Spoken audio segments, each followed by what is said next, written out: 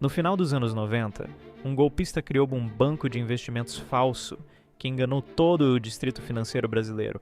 Ele se passou por descendente da nobreza brasileira, alugou um escritório luxuoso em São Paulo, contratou funcionários profissionais que não sabiam que faziam parte de um golpe. O barão usava marketing sofisticado para atrair milionários e grandes corporações. Ele não roubava cartões de crédito. Ele convencia investidores a entregar milhões voluntariamente. Criou plataformas digitais falsas que mostravam o dinheiro crescendo diariamente. Vivia uma vida de luxo extremo. Organizava festas de gala para as mesmas pessoas que estava roubando. Usava o dinheiro delas para financiar a ilusão. Quando o Banco Central percebeu que a instituição não existia oficialmente, ele já tinha desaparecido com uma fortuna. Deixou para trás apenas móveis caros e centenas de socialites confusos. Sua capacidade de imitar a burocracia complexa de um banco nacional provou que prestígio é apenas uma fachada bem construída. Me sigam para mais casos lendários.